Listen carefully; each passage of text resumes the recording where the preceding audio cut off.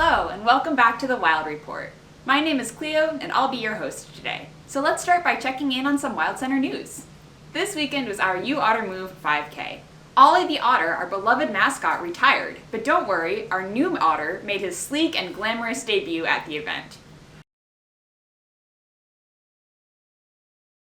Our new mascot doesn't have a name yet. Name ideas are welcome in the comments below. Speaking of otters, May 25th is World Otter Day. We will of course be celebrating at the Wild Center. Although we won't be open that day, we'll have live videos, coloring pages, and t-shirts available, so be sure to check in on our social media. Earlier this week, there was a total lunar eclipse.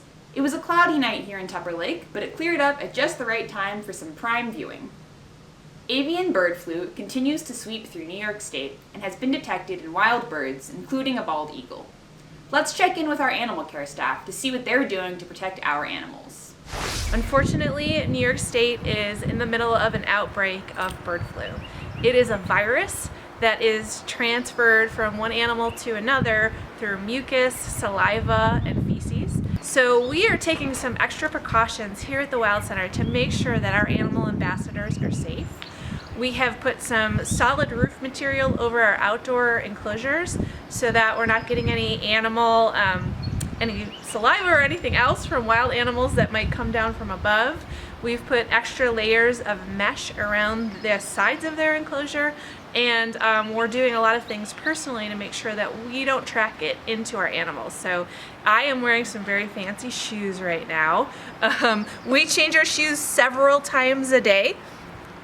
I wear these shoes only outside. I don't wear them in the building around our animals inside. When I'm in the building, I totally change my shoes.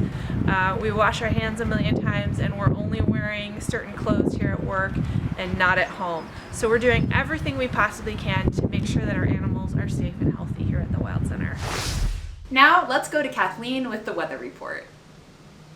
Hello everybody, my name is Kathleen. I'm a museum fellow here at the Wild Center, and you are joining me in our Science on a Sphere exhibit, looking at the forecast for the Adirondacks for the next few days. For the rest of the week, it should be getting warmer back into the 60s and 70s. So if you are visiting us here at the Wild Center, keep an eye out for some small turtles as they move into new habitats. It's just a natural thing they do with the warmer spring temperatures and the rains on the ground, making it safe for them to go places.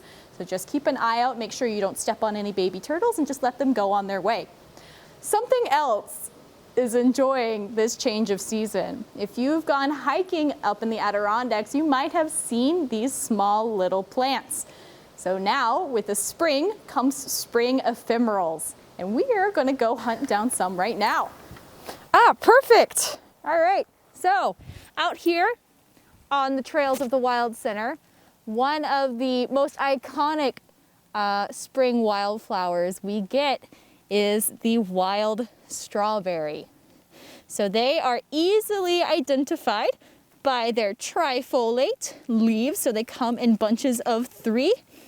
There we go, coming out from the ground, same as the stem with the 5 petaled white flowers with very bright yellow anthers and pistils. After these flowers have acted as food for many different species of bees, in the early summer they will turn into tiny little strawberries. So not only are they good food for wildlife, but you can actually eat them yourself, although I would ask not to pick them here at the Wild Center. It's pretty cool. There have been plenty of viral animal videos on the internet over the last few years, but have you ever wondered why certain animals may be acting a certain way in these videos? We've decided to gather some of these viral videos to show our animal care staff, see their reactions, and learn the truth behind some of these clips. This week's video is possibly the most famous viral internet video about animals. What does the fox say? Let's show it to our animal care staff and see what they think. What does the fox say? Oh my. What the fox say?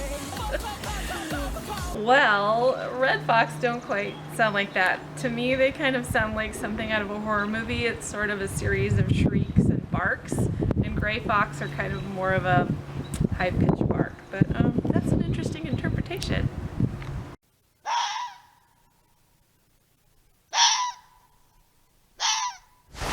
In preparation for World Otter Day, let's see how our otter Squirt is doing. So we're going to talk a little bit about Squirt today. She is our oldest otter. She's doing really well. For an old lady, she does like to spend more time taking naps these days, but she still loves to swim in her pool. She loves to go outside and stretch out in the sun. She really loves soft blankets. She'll curl up in those when she takes her nap, and she loves still catching live fish. So for an old lady, she's doing awesome. Last week's trivia question was, what is Stickly the porcupine's favorite food? The answer is that Stickly's favorite food is corn on the cob, so congratulations if you got that correct. Today's trivia question of the week is, how old is Squirt the otter? Put your answers in the comments below and check back next week for the correct answer. Thanks for following along this week, and make sure to check back next week.